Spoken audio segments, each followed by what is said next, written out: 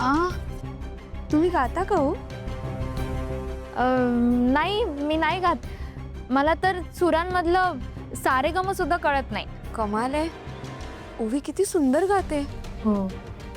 तिचं गाणं ऐकलं ना की असं वाटतं तिलाच ऐकत राहावं. सावली, अगं त्याचं काय? ओवीच्या गळ्यातलं गाणं त्या विठ्ठलाचीच कृपा आहे, दुसरं काय? हो की नाही? हो, खरंच. व्यंकटेश, एक विचारू? हो विचारा की. अबीरचं नाव कोणी ठेवलं? सारंगजी, त्यात विचारायचं काय असतं? नाव सावलीने ठेवलं असतं बघा. वाटलंच होतं मला. नाही म्हणजे एवढं छान नाव सावली ठेवू शकते. अबीर नावाचा अर्थ माहिती आहे का तुम्हाला? अर्थाचा विचारच केला नसतो बघा. ते नाव आधी सावलीला आवडलं असतं. सावलीने मला विचारल्यावर म्हटलं नाव तर सुंदर आहे, ऐकायलाही गोड वाटत असते, म्हणलं ठेवून देऊ. अबीर म्हणजे सुवासिक पांढरी पूड, जी आपण देवासमोर वाहतो, जी खूप पवित्र असते आणि ज्याचा सुवास सगळीकडे दरवळतो, अगदी आपल्या अबीरसारखा.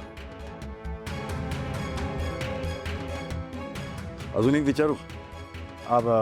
हे बबलूला मदत हवी असते, मी आलो लगेच. हां.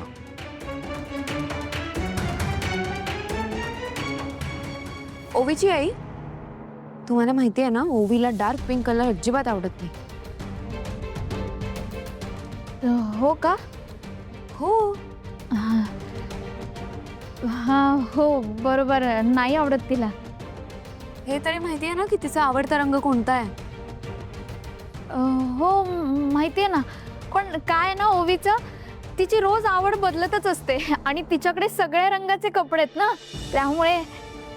नाही हो, पण त्यातल्या त्यात स्काय ब्लू कलर आवडतो ना तिला. हां हां, अगदी बरोबर. Sky blue. तुम्हाला माहिती आहे, मी एकदा तिला आईस्क्रीम खायला दिलं होतं. एक आईस्क्रीम खाल्लं नाही, लगेच नाक गळायला सुरुवात झाली. हो, खरंच. हां, आईस्क्रीम खाल्लं ना की तिला लगेच सर्दी होते. फक्त सर्दी नाही, खोकला सुद्धा होतो. हो. हो का? हो. हां, खोकला पण होतो.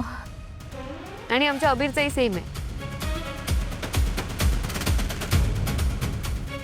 हो. सावली, तुम्ही बेळगावला राहून सुद्धा तुमचं मराठी अगदी शुद्ध आहे. तुमचं माहेर कुठलं? माझं माहेर आळंदीचं.